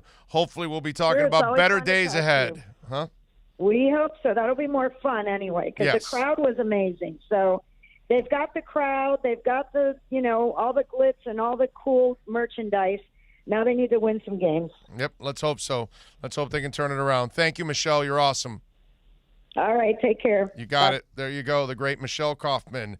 And we thank also Ira Winderman for joining us here on the show. We thank Alex Aguirre, as always, for working hard every single day here. We thank all of you for tuning in and supporting the show. We love you all out there.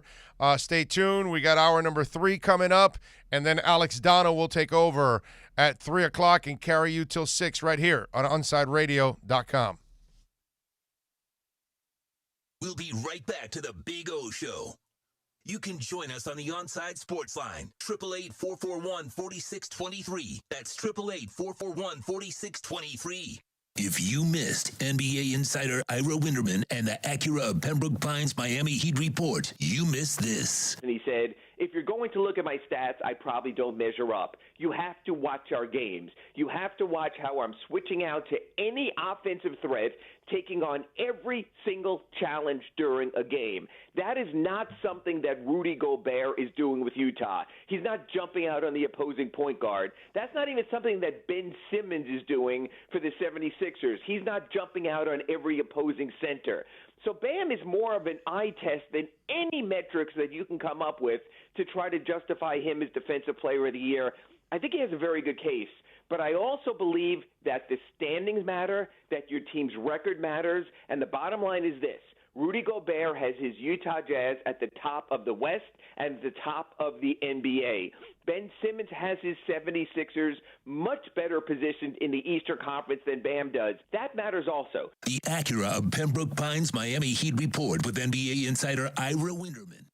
The viewpoint, statements, or beliefs expressed on the following program by the host, guests, or callers are not necessarily the opinions of Onside Radio ownership, management, sponsors, website, or Inter Miami Marketing, LLC. When you need your warehouse looking good while staying efficient, there's only one place to find the finest racks in the business. Pallet Rack City in Hialeah. 305-424-8547. That's 305-424-8547. Pallet Rack City is the company you need when you want your warehouse sporting the finest racks in the business. After all, who doesn't love a great rack? Pallet Rack City. 305-424-8547. That's 305-424-8547. When you want a perfectly straight smile without braces, you can count on MoodyAsDental.com. A stunning smile is within reach. Learn more about Invisalign. Find out why so many trust the Moody-Ass family. Dr. Moody-Ass is an inventor and has several patents on innovative surgical instruments that are used around the world. Experience a family environment and trust on a worldwide level. From implants to crowns to a beautiful Invisalign smile. Call 305-821-0231. That's 305-821-0231. Or go to the website at MoodyAsDental.com. Howdy, stranger.